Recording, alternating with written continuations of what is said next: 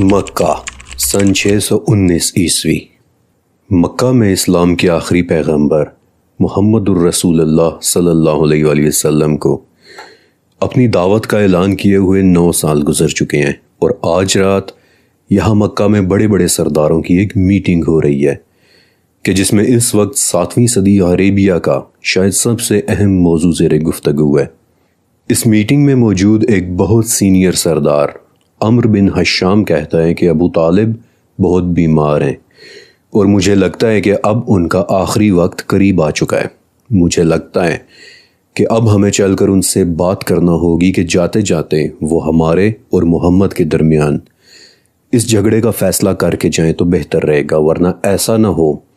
کہ وہ تو اس دنیا سے چلے جائیں لیکن اس کے بعد اگر ہم نے محمد کے ساتھ سختی سے کوئی بات کی تو کہیں عرب ہمیں یہ طعنہ نہ دیں کہ جب تک شیخ زندہ تھا یہ لوگ ڈر کے مارے محمد سے دور ہو کر بیٹھے رہے، لیکن جوں ہی آج وہ مرا تو ان لوگوں کے اندر کی دلیری اور مردانگی بھی بیدار ہو گئی ہے۔ عمرو بن حشام کی اس بات کو میٹنگ میں موجود تمام سرداروں نے تہہ دل سے پسند کیا، اور یوں 25 سرداروں کے گروپ نے میٹنگ ختم ہونے سے پہلے ایک حلف لیا کہ کل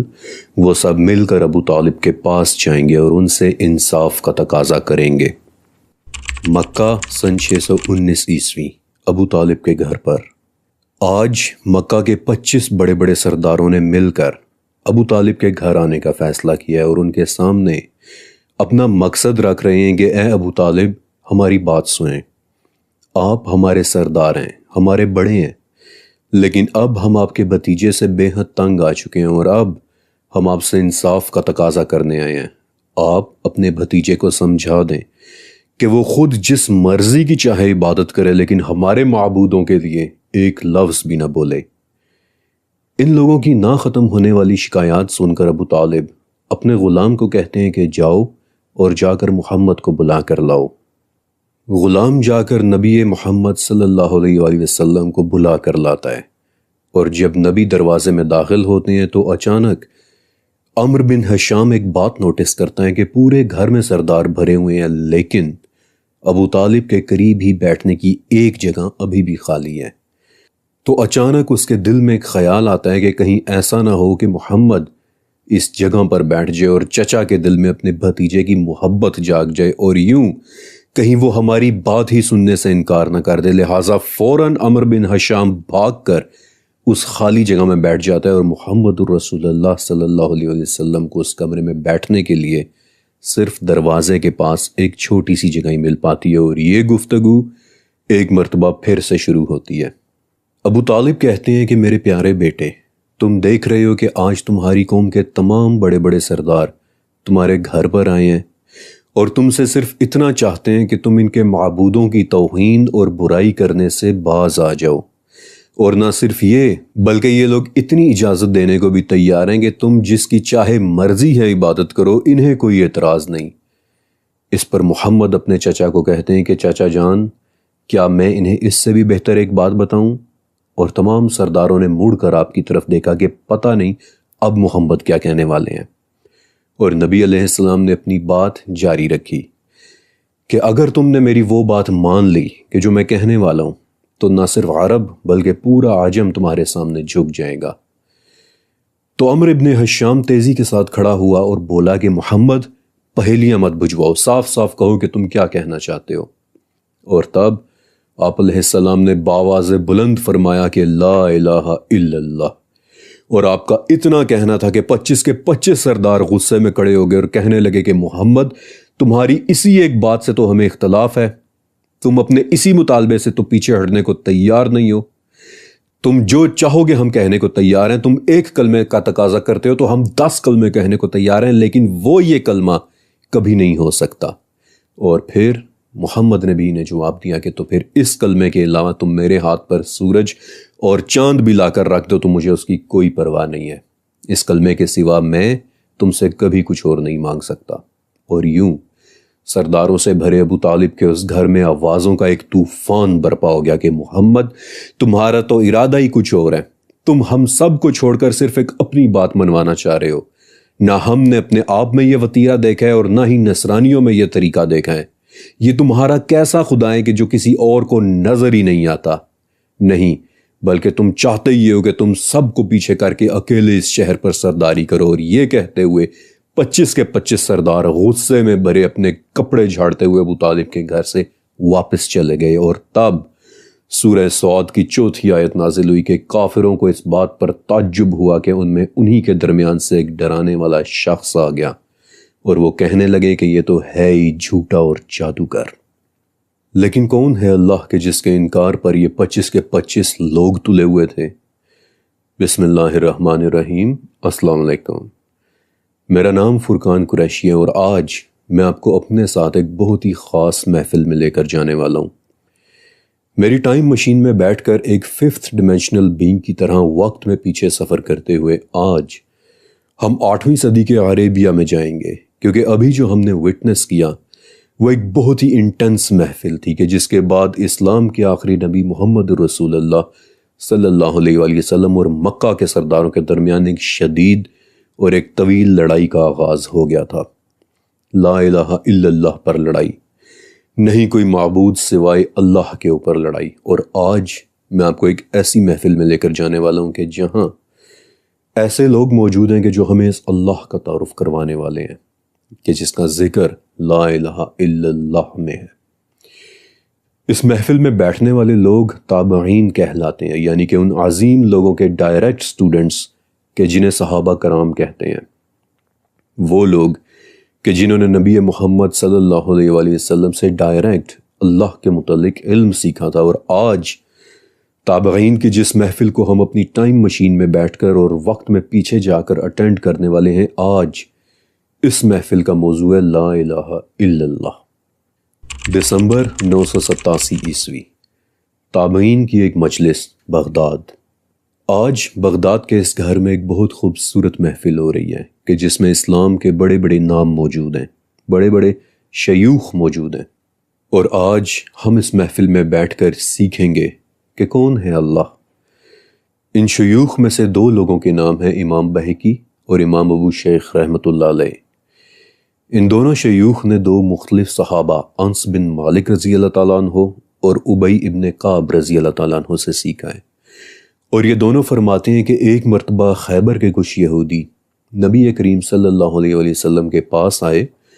اور بڑے عجیب انداز میں پوچھا کہ یا ابو القاسم، اللہ نے فرشتوں کو تو حجاب کے نور سے پیدا کیا ہے، یہ ہمیں معلوم ہے۔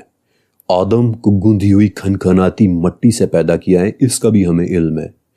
ابلیس کو دہکتی ہوئی آگ کے شعلے سے، آسمان کو دھوئیں سے اور زمین کو پانی کی جھاگ سے پیدا کیا ہے، یہ تو ہم سب جانتے ہیں۔ لیکن تم یہ بتاؤ ابو القاسم کہ اللہ کو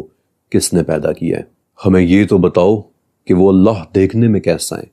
ہم بھی تو جانیں کہ اس کی شکل و صورت کیسی ہے، اس کے بازو کیسے ہیں، اس کے ہاتھ کیسے ہیں؟ کیا وہ سونے سے بنا ہوا ہے ابو القاسم یا پھر سادہ پیتل سے؟ اس بات پر نبی کریم صلی اللہ علیہ وآلہ وسلم کو بے حد غصہ آیا، اور ابن منذر کہتے ہیں کہ قریب تھا کہ اللہ کی عزت کی خاطر آپ ان یہودیوں پر حملہ کر دیتے، لیکن آپ خاموش رہے کہ اسی وقت جبرائیل علیہ السلام وہی لے کر اترے کہ یا رسول اللہ، میں اللہ کی طرف سے آپ کے ان کو دینے کے لیے جواب لے کر آیا ہوں۔ اور تب جبرائیل نے یہ آیات تلاوت کی کہ قل هو اللہ احد اللہ الصمد لم یلد ولم یولد ولم یکن لہ کفوا احد۔ کہہ دو کہ اللہ ایک ہے، اللہ بے نیاز ہے، نہ وہ کسی کی اولاد ہے اور نہ ہی کسی سے وہ پیدا ہوا ہے، کوئی اس کا ہمسر نہیں، وہ بس اکیلا ہے۔ امام بہقی اور امام ابو شیخ کے بعد امام ابن زریس رحمۃ اللہ علیہ کھڑے ہو کر کہتے ہیں کہ سبحان اللہ، اس سورہ میں توحید کے ساتھ کسی چیز کی آمیزش ہے ہی نہیں، نہ اس میں دنیا کا تذکرہ ہے اور نہ ہی اس میں آخرت کا، نہ اس میں جنت کا ذکر ہے اور نہ ہی اس میں جہنم کا، بلکہ صرف اور صرف اللہ کی بڑائی ہے۔ اس سورہ کی گونج اللہ کے عرش کے گرد گھومتی ہے، اور یہ سورہ اپنے پڑھنے والے کا نام لے کر ذکر کرتی ہے، یہاں تک کہ اللہ اس شخص کی طرف اپنی نظر کرتا ہے، اور جب وہ اس پر اپنی نظر کرتا ہے تو کوئی عذاب اس شخص کو چھو کر بھی نہیں گزر سکتا۔ ایک مرتبہ پھر سے امام بہقی رحمۃ اللہ علیہ کھڑے ہو کر اپنے صحابی استاد انس بن مالک رضی اللہ تعالیٰ عنہ سے سیکھا ہوا ایک واقعہ سناتے ہیں کہ انس آپ علیہ السلام کے ساتھ ایک مرتبہ شام کی طرف گئے ہوئے تھے۔ تبوک کے مقام پر کہ ان لوگوں نے سورج کو اس طرح سے نکلتے ہوئے دیکھا کہ وہ بے حد چمکدار تھا۔ اس سے ایسی شعائیں نکل رہی تھی کہ جو انس کہتے ہیں کہ ہم نے اس سے پہلے کبھی نہیں دیکھی تھی۔ اس سے ایسی روشنی نکل رہی تھی کہ جو پہلے کبھی نظر ہی نہیں آئی تھی، انتہائی صاف اور شفاف چمکدار شعائیں۔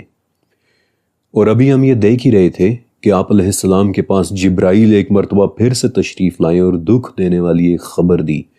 کہ یا رسول اللہ، مدینہ میں آپ کے ساتھی معاویہ ابن معاویہ مزنی وفات پا چکے ہیں۔ اور یہ سن کر آپ علیہ السلام بہت غمگین ہوئے، اور آپ کے غم کو دیکھ کر جبرائیل نے پوچھا کہ یا رسول اللہ، کیا آپ کو یہ بات خوشی دے گی کہ میں آپ کو ان کا جنازہ دکھا دوں؟ تو اللہ کے نبی نے فرمایا کہ ہاں۔ اور ابن زریس رحمۃ اللہ علیہ روایت کرتے ہیں کہ جبرائیل نے زمین پر اپنا پر مارا تو کوئی پہاڑ ایسا نہیں تھا کہ جو اس وقت نیچے نہ ہو گیا ہو، اور کوئی گھاٹی ایسی نہیں تھی کہ جو اس وقت اوپر نہ ہو گئی ہو، حتیٰ کہ زمین مکمل طور پر ہموار ہو گئی اور آپ علیہ السلام کو معاویہ ابن معاویہ کا جنازہ دکھائی دینے لگ گیا۔ اور کیا دیکھتے ہیں کہ جنازے کے پیچھے 12 لاکھ فرشتوں کی 2 صفیں کھڑی ہوئی ہیں۔ پھر آپ علیہ السلام نے ان کی نماز جنازہ ادا کی،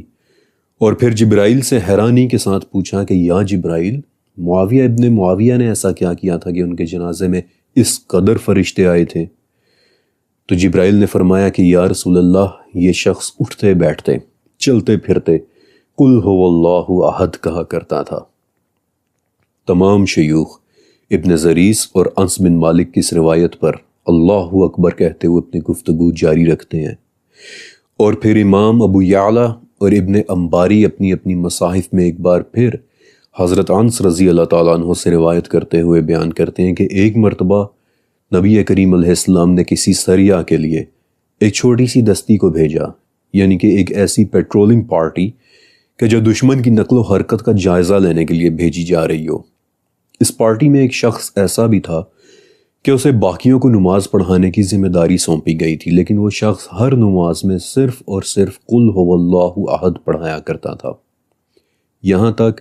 کہ لوگ آپس میں اس کا مذاق اڑانے لگ گئے کہ شاید اسے سورہ اخلاص کے علاوہ کچھ اور آتا ہی نہیں ہے۔ جب یہ پارٹی اپنے مشن سے واپس آئی تو ان لوگوں نے اللہ کے رسول سے اس بات کی شکایت کی کہ یا رسول اللہ، ان صاحب نے تو ہمیں ہر نماز میں سورہ اخلاص پڑھائی ہے۔ تو اللہ کے نبی نے ان سے پوچھا کہ تم نے ایسا کیوں کیا؟ تو اس نے جواب دیا کہ یا رسول اللہ، پتہ نہیں کیوں، لیکن مجھے اس سورہ سے بڑی محبت محسوس ہوتی ہے۔ اور اللہ کے نبی نے مسکرا کر جواب دیا کہ اس سورت کی محبت نے تمہیں اللہ کی جنت میں داخل کر دیا ہے۔ دھیرے دھیرے اس محفل میں تمام شیوخ اپنی اپنی روایات بیان کرتے ہیں، اور ہم خاموشی سے ان عظیم سکولرز کی محفل میں بیٹھے ان سے سیکھے چلے جا رہے ہیں۔ بہترین وقت ہے کہ ہم ٹائم مشین کے ڈیسک پر رکھا اپنا قلم سنبھال لیں، کیونکہ لگتا ہے کہ اب یہ ہمیں اللہ کی وحدانیت کے متعلق اور بھی باتیں بتانے والے ہیں۔ امام سعید بن منصور کھڑے ہوتے ہیں اور کہتے ہیں کہ میں نے محمد بن منقدر سے سیکھا ہے کہ رسول اللہ صلی اللہ علیہ وآلہ وسلم نے ایک شخص کو دیکھا کہ وہ مسجد میں دور کھڑا بہت خوش لحانی کے ساتھ، ترتیل کے ساتھ، بہت خوبصورت آواز کے ساتھ قل هو اللہ احد پڑھ رہا ہے۔ تو اللہ کے نبی نے اسے اپنے پاس بلایا اور کہا کہ تو جو چاہتا ہے وہ اللہ سے مانگ لے، کیونکہ اب وہ تجھے قل هو اللہ کے بدلے عطا کر دیا جائے گا۔ ابن زریس سبحان اللہ کہتے ہوئے کھڑے ہوتے ہیں، اور امام سعید کی بات کی تائید کرتے ہوئے فرماتے ہیں کہ میں نے اپنے اساتذہ سے یہ بھی سیکھا ہے کہ قل هو اللہ احد پڑھنے والے کے لیے جنت میں 2 ایسے عظیم الشان گھر بنائے جائیں گے کہ جو جنت میں رہنے والے ہر شخص کو نظر آئیں گے۔ امام سمرقندی رحمۃ اللہ علیہ اپنے ہاتھ میں کتاب لیے کھڑے ہو کر فرماتے ہیں کہ میں نے اپنے استاد صحابی حضرت ابو ہریرہ رضی اللہ تعالیٰ عنہ سے سیکھا ہے کہ جس شخص نے گھر میں داخل ہوتے وقت قل هو اللہ احد پڑھ لیا، دھیرے دھیرے اللہ اسے اتنا مال عطا فرما دے گا کہ اس کے پڑوسیوں تک کو اس کے مال کی موجودگی محسوس ہونے لگ جائے گی، اور وہ اپنے ہاتھوں سے اپنے پڑوسیوں میں بانٹنا شروع کر دے گا۔ امام طبرانی رحمۃ اللہ علیہ کھڑے ہوتے ہیں اور وہ اپنے استاد جابر ابن عبداللہ سے ملی روایت بیان کرتے ہیں کہ جس نے ہر روز 50 مرتبہ قل هو اللہ احد پڑھ لی تو قیامت کے دن اس کی قبر پر ایک فرشتہ کھڑا ہو کر یہ پڑھے گا کہ اٹھ اللہ کی تعریف بیان کرنے والے اے شخص اٹھ، اور اٹھ کر جہاں سے چاہے جنت میں داخل ہو جا۔ امام ترمذی بھی اس محفل میں موجود ہیں، اور وہ بھی انس بن مالک رضی اللہ تعالیٰ عنہ سے اپنی روایت بیان کرتے ہیں کہ انس کہتے ہیں کہ ایک مرتبہ میں مسجد نبوی میں آپ علیہ السلام کے ساتھ بیٹھا ہوا تھا کہ ہم نے دیکھا کہ ایک شخص کھڑا قل هو اللہ احد کی صدائیں دے رہا ہے۔ ہم نے اسے دیکھا، آپ صلی اللہ علیہ وسلم نے بھی اسے دیکھا اور فرمایا کہ جنت اس شخص پر واجب ہو چکی ہے۔ میں نے حیرانی کے ساتھ آپ کی طرف دیکھ کر پوچھا کہ کیا واقعی؟ تو آپ نے دوبارہ فرمایا کہ ہاں، جنت اس پر واجب ہو چکی ہے۔ تمام شیوخ اپنی آنکھوں سے آنسو صاف کرتے ہوئے ہمیں سکھانے کے لیے، ہمارے لیے اپنی اپنی روایات بیان کرنا جاری رکھتے ہیں۔ اس محفل میں امام ابن نجار رحمۃ اللہ علیہ اپنی تاریخ کی کتاب ہاتھ میں لیے کھڑے ہو کر حضرت علی رضی اللہ تعالیٰ عنہ سے روایت بیان کرتے ہوئے فرماتے ہیں کہ اگر کسی نے اپنے گھر سے دور جانا ہو اور وہ اپنے گھر کی چوکھٹ پر کھڑا ہو کر 11 مرتبہ قل هو اللہ احد پڑھ لے تو جب تک وہ واپس نہیں آئے گا تب تک اس کے گھر کی نگہبانی اللہ خود کرے گا، اور جس نے اسے 30 مرتبہ پڑھ لیا اس دن پوری دنیا میں اس سے بہتر شخص اور کوئی نہیں ہونا سوائے اس کے کہ جس نے اسے 30 مرتبہ سے زیادہ دفعہ پڑھ لیا ہو، اور جو اسے 1000 مرتبہ پڑھ لے گا وہ تب تک نہیں مرے گا کہ جب تک جنت میں اسے اس کا اپنا گھر نہ دکھا دیا جائے۔ ان تمام شیوخ کی روایات کے بعد حضرت امام بخاری رحمۃ اللہ علیہ کھڑے ہو کر اپنی کتاب صحیح بخاری سے ایک حدیث روایت کرتے ہیں کہ تکلیف دینے والی باتوں کو سنتے ہوئے صبر کرنے میں اللہ سے زیادہ صابر اور کوئی نہیں ہے۔ لوگ کہتے ہیں کہ اس کی اولاد ہے، جبکہ وہ کہتا ہے کہ اے ابن آدم میں تنہا ہوں، میں ایک ہوں، میں اکیلا ہوں، میں بے نیاز ہوں، نہ میری کوئی اولاد ہے اور نہ مجھے کسی اور نے پیدا کیا ہے، بلکہ مجھ جیسا اور کوئی بھی نہیں ہے، لیکن پھر بھی وہ ابن آدم کو اس کے حصے کی روزی دیتا ہے، دیے چلا جاتا ہے۔ اور سب سے آخر میں ابو بکر احمد ابن علی اپنے استاد عیسیٰ ابن ابی فاطمہ سے روایت کرتے ہوئے کہتے ہیں کہ آپ تمام حضرات سن لو، جس دن سور پھونک دیا جائے گا اس دن اللہ رب العزت اپنے پورے جاہو جلال اور شان و شوکت کے ساتھ غضب میں ہوگا، یہاں تک کہ فرشتے خوف کے مارے زمین کو اپنے ہاتھوں سے پکڑے لرزتے ہوئے قل هو اللہ احد قل هو اللہ احد پڑھنے لگ جائیں گے، یہاں تک کہ رب ذوالجلال والاکرام کا غضب ٹھنڈا نہ ہو جائے۔ اللہ اکبر، اللہ اکبر۔ آج تابعین کی یہ محفل توحید کی محفل تھی، اور آج ہم نے اس میں جو کچھ آبزرو کیا ہے، جو کچھ یہاں سے سیکھا ہے، وہ تمام قرآن کے تیسرے حصے کے برابر ہے۔ وحدانیت، اللہ کی وحدانیت۔ کہہ دو کہ اللہ ایک ہے، اللہ بے نیاز ہے، نہ اس کی کوئی اولاد ہے اور نہ اسے کسی نے پیدا کیا ہے، اور کوئی بھی ایسا نہیں ہے کہ جو اس کے جیسا ہو۔ آج کی یہ محفل دلوں کو ہلا کر رکھ دینے والی تھی۔ یہ وہ محفل تھی کہ جس کا پیغام دینے کے لیے نبی علیہ السلام نے ابو جہل کے ساتھ آئے 25 سرداروں کو کہہ دیا تھا کہ تم لوگ چاہے میرے ہاتھ پر سورج اور چاند رکھ دو تب بھی میں یہ کہنا نہیں چھوڑوں گا کہ نہیں کوئی معبود سوائے اس اکیلے اللہ کے۔ آج کی اس محفل میں آنے نے میرے دل کو ہلا کر رکھ دیا، اور مجھے نہیں لگتا کہ اب ہم مزید اس محفل میں رک پائیں گے، کیونکہ اب اگر میں یہاں اس سے زیادہ رکا تو شاید میں اپنے آنسوؤں پر قابو نہیں رکھ سکوں گا۔ اس لیے آج وقت میں ہمارا یہ سفر صرف یہیں تک، اور انشاءاللہ اگلی قسط میں ہم اپنی ٹائم مشین میں بیٹھ کر ایک نئی جگہ، ایک نئی تاریخ اور ایک نئے وقت میں جائیں گے۔ کہاں، یہ تو آپ کو اگلی قسط میں ہی پتہ چلے گا۔ اللہ حافظ۔